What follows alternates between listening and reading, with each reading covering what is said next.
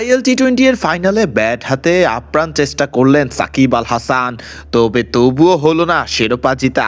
Sam Curran, Nasim শাহের dessert বাইপাসের কাছে কিছুটা নিরীহই হয়ে রইল সাকিবের দল এমআই এমিরেটস। তবে শত না পাওয়ার মধ্যেও পাওয়া হিসেবেই রইল সাকিবের ব্যাট থেকে আসা রানগুলো।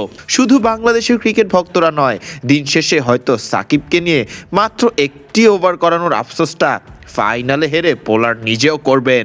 কে জানে, হয়তো সাকিব নিজের বাকি 3 ওভার করলে ঠিকই উইকেট পেতে পারতেন। হতেও পারত এই ম্যাচে এত রানই করতে পারতো না ডেজার্ট ভাইপার্স।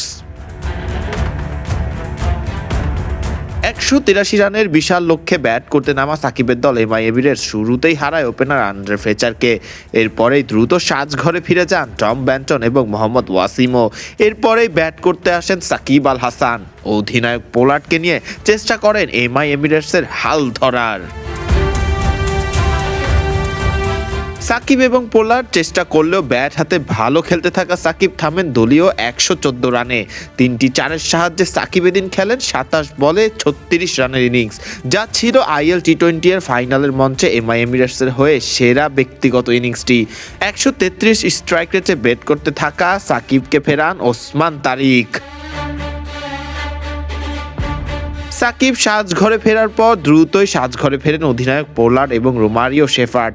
ডেজার্ট ভাইপার্সের বোলারদের দুর্দান্ত বোলিংয়ে শেষ পর্যন্ত 136 রানে অল আউট হয় সাকিবের দল এমআই এমিরেটস। ফাইনালের মঞ্চে শিরোপা জিতে নেয় ডেজার্ট ভাইপার্স।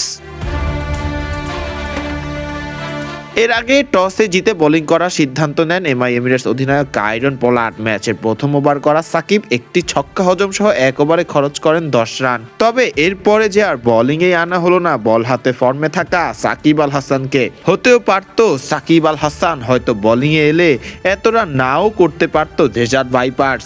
ম্যাচটা নিজেদের করে নিতে পারত এমআই এমিরেটস। তবে তার হয়নি। স্যাম কারানের দুর্দান্ত 74 রানের ব্যক্তিগত ইনিংসের উপর ভর করে 182 রানের বড় পুঁজি পেয়েছিল ডেজার্ট ভাইপার্স। ফরদিন রহমান সকাল, বিডি ক্রিক টাইম।